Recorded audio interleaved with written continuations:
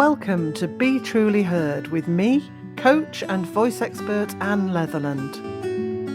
If you're a woman in business looking to speak with authority, warmth and authenticity, this is the podcast for you.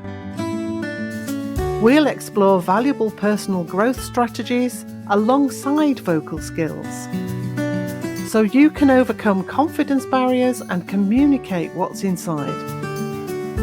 Your voice matters. It's time to be truly heard.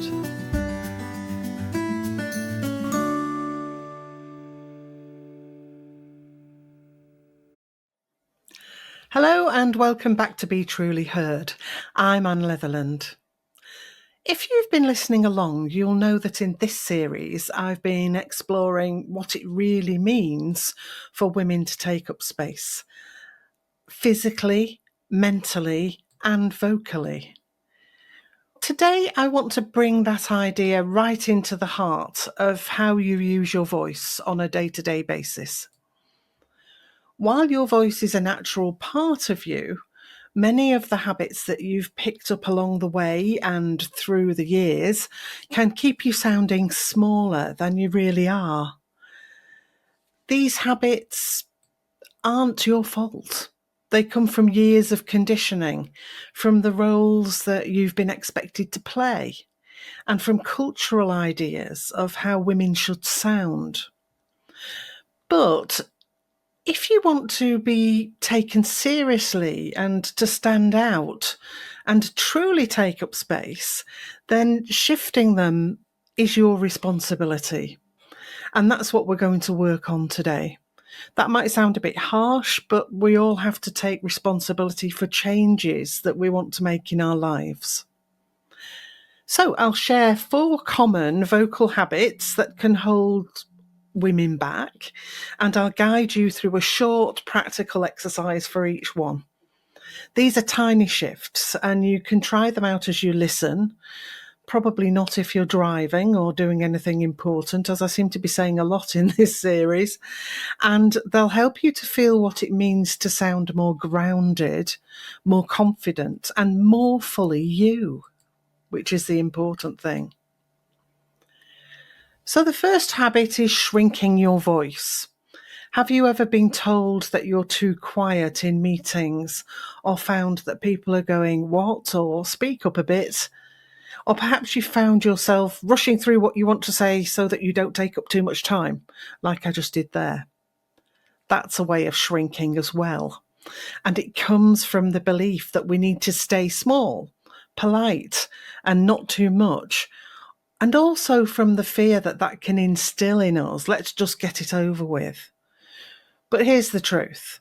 When you keep your voice small in that way, people literally can't hear you. Or they tune you out. In other words, they can't hear your message, even if they can hear you physically. You deserve to be heard without that strain. So here's a little exercise. Take a slow breath in through your nose and let your tummy go. Feel your ribs expand and everything get wider around the middle section. Your shoulders need to stay soft. Okay, let's just try that again. So a nice slow breath, filling in round the middle section. That's where your lungs are the biggest. As you breathe out, say the word "here" or "hey" as if you're calling across a shortish distance to a friend. Don't shout, but use a bit of energy, and you can feel that coming up through the body. We're engaging the lower tummy muscles to do this so that the effort doesn't all come from your throat. Pause a moment and try it again.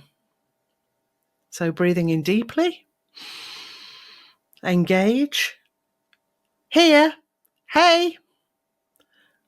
Notice how that voice feels different from the smaller indoor voice. It can feel scary the first time you raise your voice this much if you're not used to doing it. It also depends on the situation.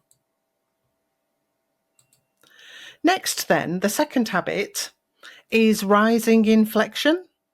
You know the pattern, ending every sentence as if it's a question, even when you're not asking one. This often sneaks in as a way of sounding friendly or seeking approval. And to be honest, I think it's just a habit we've all picked up from social media. It can also depend on your natural accent and dialect. But in certain situations, it can undermine your authority because it doesn't sound definite enough. I once worked with a client who was brilliant in her role, but senior leaders doubted her because every project update sounded like she was asking permission rather than giving the facts.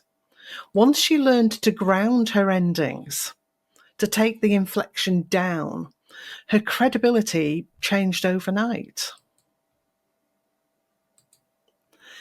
Let's do a little bit of mini practice on this. Say the sentence, "I know what I'm talking about." First, let your voice rise at the end and notice how uncertain it sounds and feels. And then say it again, but allow your pitch to just fall naturally. Not fall so much that it just becomes inaudible, but enough to make it sound definite. So I'll give you an idea. First of all, "I know what I'm talking about."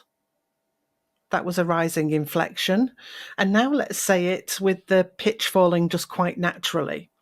So, "I know what I'm talking about." Da da da da da da da da. You heard it go down at the end. Hear the difference? The downward ending signals confidence, even though nothing else has changed. Now, here's a downward ending that I'm not recommending. "I know what I'm talking about." So we drop everything, including the volume and the intent. That's not what I mean. "I know what I'm talking about." Okay. The third habit is apologising or minimising what you say. It sounds like, "Sorry, can I just add something?" Or, "Do you mind if I XYZ?" Or, "I think we should," or, "Does that make sense?" We add these softeners to smooth relationships very often, but they can chip away at how we're perceived. They make us sound tentative, even when we know that we're right. Now, that last one, "Does that make sense?" can also be asked in an authoritative way. Does that make sense? If we've been teaching something, to check that somebody has got the right idea or they've understood.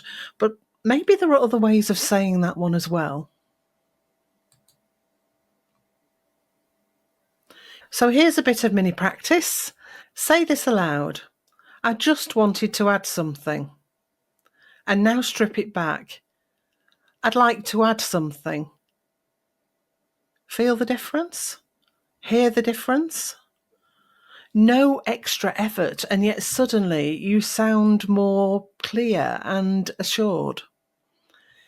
If you notice yourself doing this a lot, adding just or playing yourself down, start small. Catch one word like just and practice leaving it out. Those little changes build into a much stronger vocal impact. Next, then, we have disconnecting your voice from yourself. And I talk about self here as the inner person that you are. It can be subtle but powerful.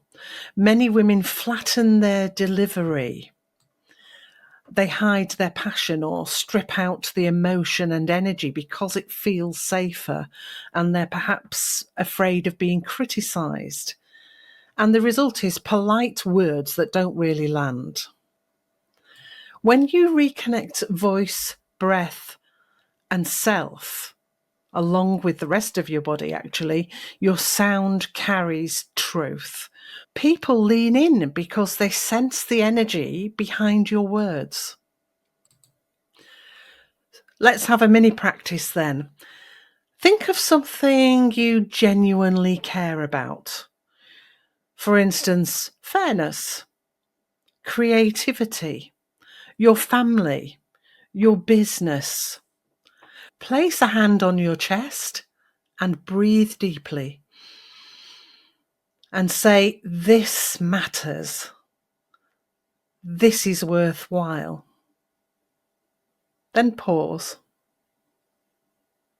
and say it again. This matters. This is worthwhile. Really believe it. So you're coming from your inner self and your values. Did you notice the energy shift? That's your true inner voice showing up. So there we have it. We've looked at 4 habits today. Shrinking your voice, the rising inflection, apologising and minimising, and disconnecting the voice and self. These habits are not your fault. They've been shaped by years of expectation and conditioning. But if you want to take up space, as we've been speaking about it, then shifting them is your responsibility. Taking up space is not only about finding that energised alignment or claiming your place at the table.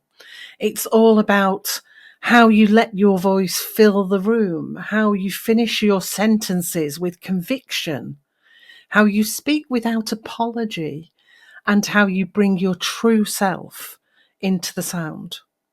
So here's my challenge for you this week. Choose one of these habits you recognise in yourself. Practice the exercises I shared, and specifically the one for that particular habit, and notice how people respond when you allow yourself to take up more space with your voice and, in a sense, with yourself. Because your voice matters, it deserves to be heard. And it's time to be truly heard. Well, that's it for this episode. Join me in a fortnight when I'll be introducing a special guest who's battled with the stresses of work and alcohol addiction and emerged on the other side as a wonderful TEDx speaker, trainer, and mentor. Don't miss it. Bye for now. Thanks for listening to Be Truly Heard.